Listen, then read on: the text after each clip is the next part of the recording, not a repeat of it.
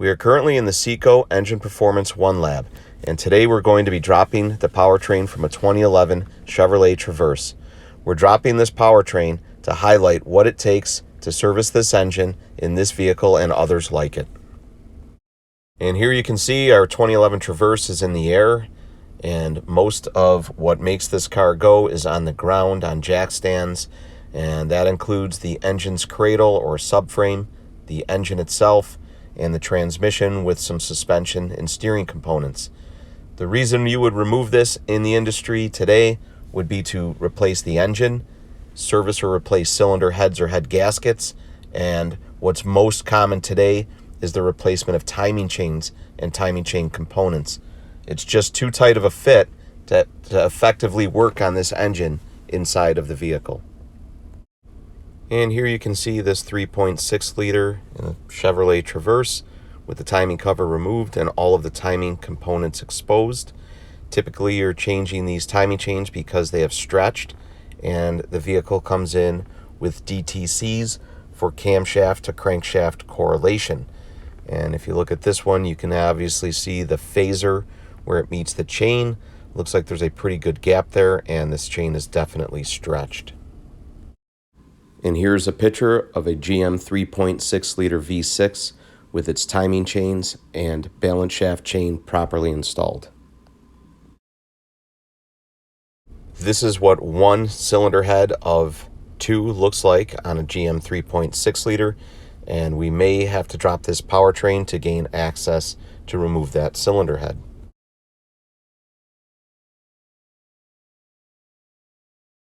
Performing the removal process today will be Sam Latempio and Marcos Perez. They will highlight most of the steps taken to perform the removal process, and then we will watch the powertrain being removed from the vehicle.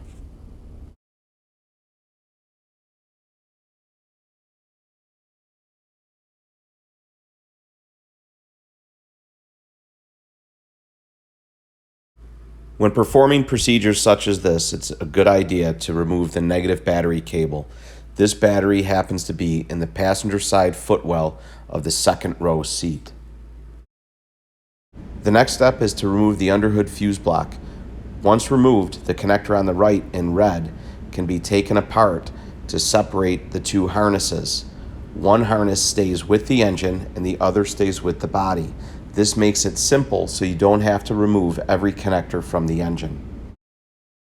Now install your AC service cart to the vehicle. It will be necessary to remove all of the refrigerant so you can disconnect the necessary lines to drop this powertrain.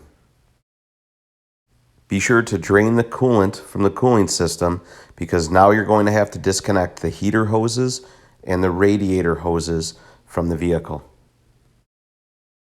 Because we are removing the entire powertrain, including the transmission, you will need to remove the transmission cooler lines from the transmission as well as the shifter cable. You should now have most items disconnected, but you're definitely going to want to consult service information for other connections. Some of those connections may be fuel lines and engine grounds, but be sure to disconnect the exhaust just in case you need heat before removing any fuel lines.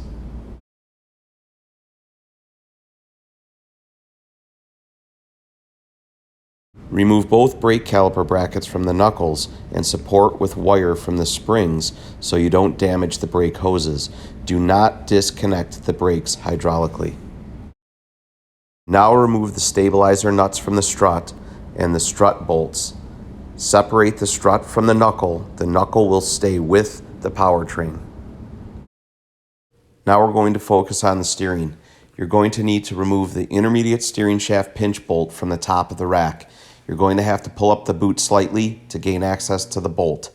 Once removed, pry off the intermediate steering shaft from the rack. You also need to remove the power steering cooler lines that are kind of hidden under the fascia. Next, we're going to raise the vehicle in the air and remove the exhaust. You may need to apply heat or possibly cut off the bolts in order to remove them due to rust. It's important to do this step before removing your fuel lines if necessary. One of the last steps that we're going to take today is to remove all of the subframe bolts. Be sure that your subframe and powertrain are adequately supported on jack stands or a powertrain lift table before removing these fasteners. This is a very dangerous situation if done incorrectly.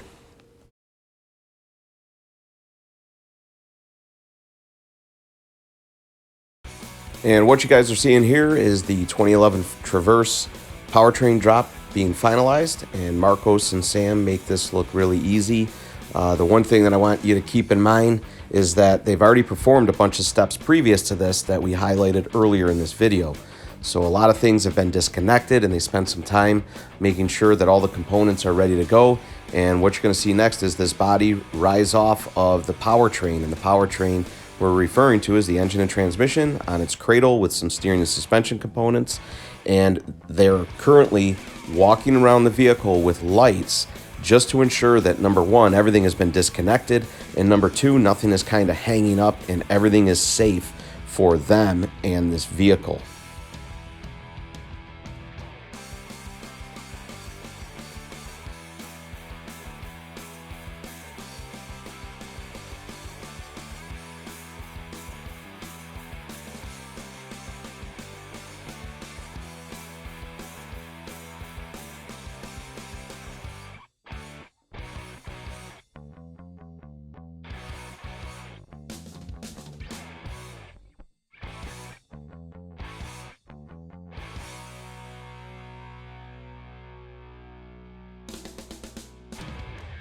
And that concludes this video for now. I hope you find it useful. One of the reasons we do this in the Seco lab is to make sure that students feel very comfortable doing these types of jobs when they get out into industry. And I want to make sure that you're also consulting service information anytime you're doing something like this.